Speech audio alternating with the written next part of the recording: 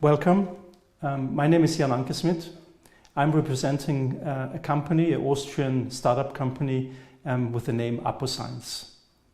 Aposec was founded in 2008, and we have developed a secretome-based therapy. Disclaimer. I want to allude to a very well-acclaimed paper authored by Philippe Ménacher. Philippe Ménacher is a French cardiac surgeon who was the first who implanted cardiomyocytes in patients who were undergoing bypass surgery, and he was able to show that these patients are doing somewhat better.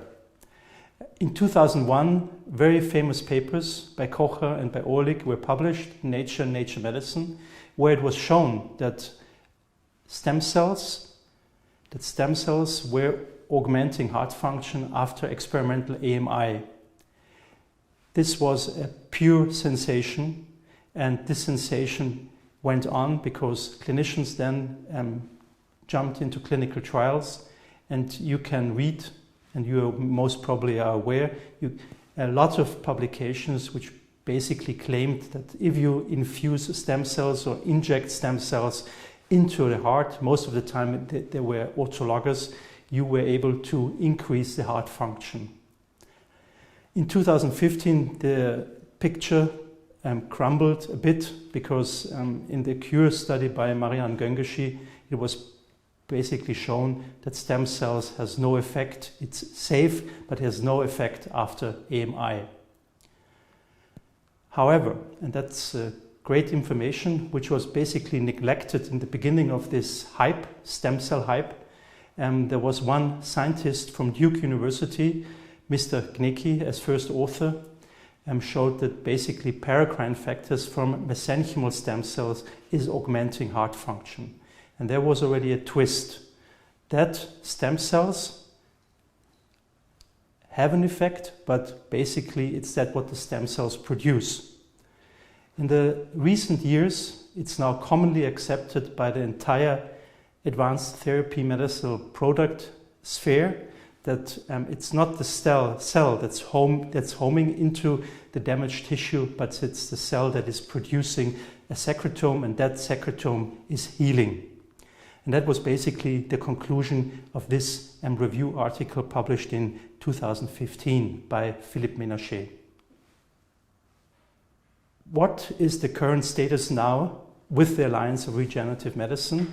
We know that ATMPs, the so-called advanced therapy medicinal product, are available, are undergoing multiple clinical trials in multiple indications. They are produced under GMP, under a specific jurisdiction, and that is a EC regulation which was published in 2007. So what are ATMPs?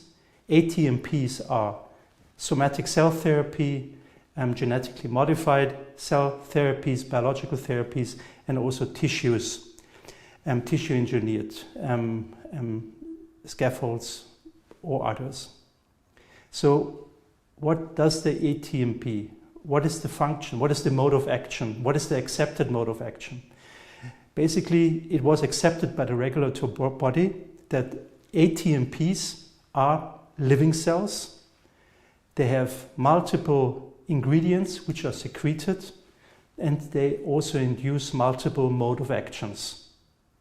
In conclusion, mode of action, multiple mode of actions, and also the ATMPs are having their effect via the paracrine factors.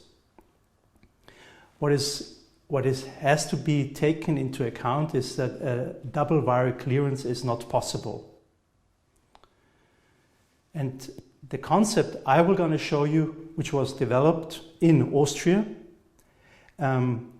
is that we are presenting here a novel class of medicinal product, and this is a biological.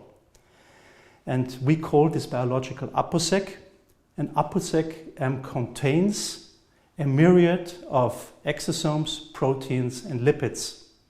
It's cell-derived from white blood cells, from stressed white blood cells, and the mode of action is like with the ATMPs, multiple mode of actions which were defined. And Aposec, which is an acronym for apoptotic secretome from white blood cells, can be produced via the autologous route, so patient for his own utilization, or allogenic. But most important in comparison to ATMP, a double viral clearance can be performed. As you can see on this slide, we had two scientific advices, one with the Paul-Ehrlich Institute, and one with the Austrian regulatory body, and it was concluded that Aposec is a biological medicinal product. And for that we had to attain all the standards which are basically called upon within this European Union directives, which are here seen on this slide. Respectively, we also had to perform a stability program. In this next slide, I want to explain to you what Aposec is. Aposec is the acronym for apoptotic secretome. Transfusion units are worldwide utilized to donate blood. Blood is then basically separated into the red blood fraction or the plasma fraction. One fraction is completely discarded, and that are the buffets. So the white blood cells are discarded in all transfusion units worldwide. So what we then did was we utilized the white blood cells, irradiated these white blood cells, and cultured this medium with the white blood cells, cultured medium, for 24 hours in order to let these cells secrete all that what is good, what is meant to be good. After that, the cellular compartment gets discarded, and at the end it gets lyophilized. Lyophilized freeze-dried powder containing extracellular vesicles, exosomes, lipids, and proteins. In the left lower side of this slide, you see that the analysis of the donors is most important, and you can basically produce Aposec in the autologous fashion or in the allogenic fashion. And that's what we did in our company. We directly went for the allogenic product. That means that basically you're pooling the secretome of multiple donors. In our case, it's about 120. Then these cells get a certificate of analysis after lyophilization, and the quantification goes by protein quantification and validated potency assays. Of course, as I said before, you also have to initiate a stability program, and there we were able to see that our lyophilizate is extremely stable under very good clinical conditions. So it means with +4 degrees, this lyophilizate is transferable, remains its stability and its potency. In this slide, I want to show you the path to clinical application of our Aposec investigational drug product. This is a traffic light: function, safety, efficacy. Function. University research always goes for the preclinical research, the identification of mode of action, where you can show in your research papers why is your drug compound functioning.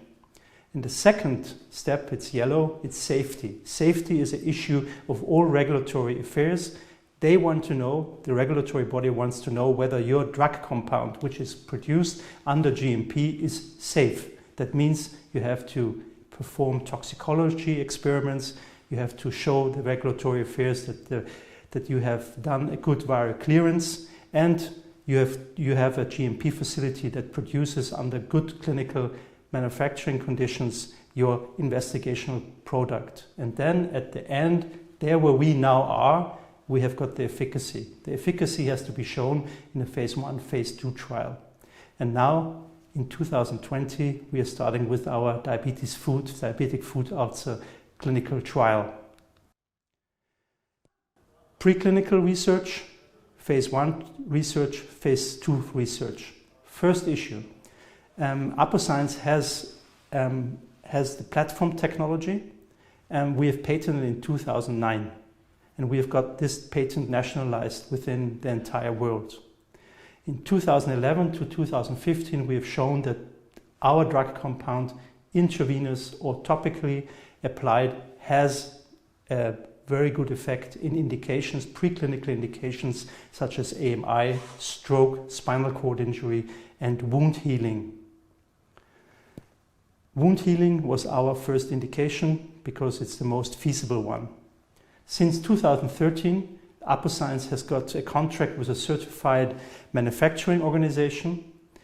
This is the organization that basically does the production of our Aposec. And in 2017, first clinical trial in a topical application with secretome Aposec. And in 2020, we're starting with a diabetic foot ulcer study. Here we see a nice illustration of a diabetic foot ulcer. Diabetic foot ulcer is one of these burdens of our humanity. 8% of all world humans has diabetes, and from these 8% of all humans living in this world, 2% will get a diabetic foot ulcer that ultimately can lead to foot amputation. So we have chosen this indication because this is the fastest track to a clinical application. Here I just want to show you one depiction what kind of hazard diabetes is and diabetic foot ulcer. We've got here the atlas, the diabetes atlas of 2017. Here we can see the countries with the incidences of diabetes, prevalences of diabetes in our world. Here you can see Mexico, US, China, India, Sudan. These countries, they have the most diabetic patients, and so therefore unmet need in high power countries. Why did we choose diabetic foot ulcer wound healing? Because we have a clue why this drug is functioning. We know that Aposec is inducing neoangiogenesis. It's causing epithelialization, also manipulates the immune system, and Aposec also contains antimicrobial peptides. The clinical trial is designed as follows. 12 patients will be trialed in the first 4 months, where we include 12 patients in the lead-in phase, and then we're going to have our rollout into multiple institutions, multiple countries within the European Union. This is a depiction how our compound looked. This is here Aposec as a lyophilizate, and this is the clinical entity which is examined in our clinical trial now.